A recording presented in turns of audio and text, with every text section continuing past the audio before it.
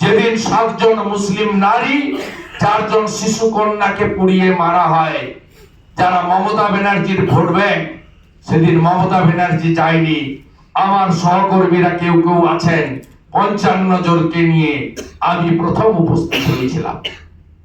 এখান থেকে 40 kilometre 50 kilometre দূরে মগরাহাটি, যখন সিপিআইএম আইএসএফ এর মুসলিম ভাই বোনেদের বাড়ি লুট করা হয়েছিল পঞ্চায়েত ভোটের পরে, সেদিন রাজনীতির রং দেখিনি, ভোটের আশা করিনি। বিরোধী দলনেতা ওই গ্রামে পৌঁছে ত্রাণের কাজ করেছিলাম।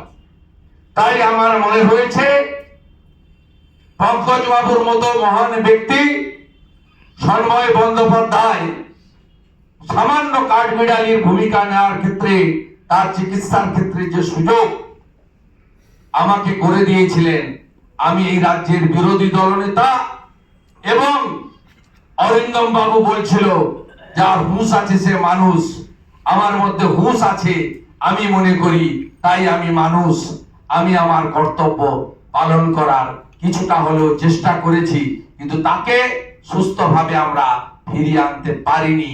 এই ব্যথা, এই অপূর্ণতা আমাদের মধ্যে রয়ে গেল। 15 জন মতো বিধায়ক রাজ্যের আমরা বটতলা থানায় হঠাৎই পৌঁছেছিলাম, কারণ আগে গেলে অনেক আগে আটকে দিত, বিধানসভার গেটেই আটকে দিত।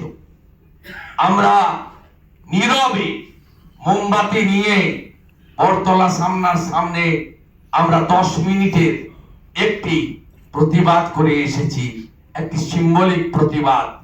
কারণ বটতলা থানা পঙ্কজ বাবুর মৃত্যুর এপিসেন্টার ছিল, আর নির্দেশ এসেছিল নবান্নর 14 তলায় বলুন, কালীঘাটের বলুন, মাননীয় মুখ্যমন্ত্রীর কাছ থেকে। আমরা সেদিন কথা দিয়ে এসেছি পরিবর্তন হবে, একদিন না একদিন বাংলায় মানুষ পরিবর্তন করবে। 34 বছরের শাসনেও অনেকে ভেবেছিলেন এদেরকে সরানো যাবে না, মানুষ সরিয়েছে। যেদিন পরিবর্তন হবে, সেদিন যদি আমরা যারা 15 জন গেছিলাম, আমাদের ন্যূনতম ভূমিকা থাকে সেই পরিবর্তিত সরকারে, আমরা ক্যাবিনেটের প্রথম মিটিং এ কমিশন বসাবো।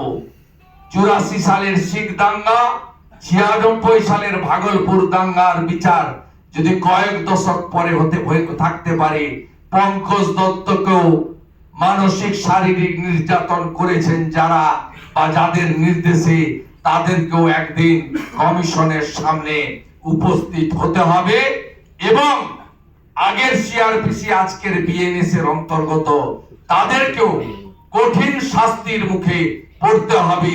এই অঙ্গীকার আমরা বটতলা থানার সামনে আইওআরওসির মাধ্যমে সরকারকে জানিয়ে এসেছি।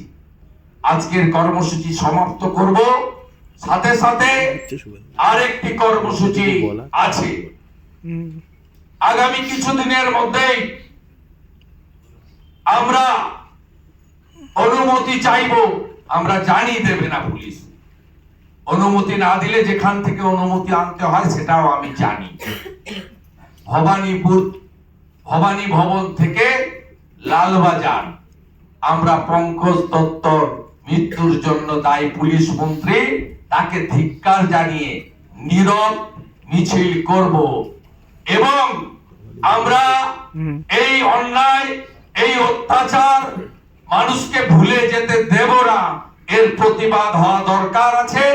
হলের বাইরে বেরিয়ে রাস্তায় নেমে এর প্রতিবাদেরও প্রয়োজন আছে।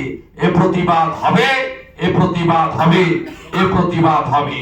পঙ্কজ দত্ত মহোদয়কে আরেকবার স্মরণ করে, তিমির রাত্রি পোহায়ে মহাসম্পদ তোমারে লভিব, সব সম্পদ খোয়ায়ে মৃত্যুরে লব অমৃত করিয়া তোমার চরণ ছোঁয়ায়ে। আপনি ভালো থাকুন। আপনাকে প্রণাম জানিয়ে আয়োজকদের অনুমতি নিয়ে আমরা আজকের এই শ্রদ্ধা সভা, স্মরণ সভা এখানেই সমাপ্তি করলাম।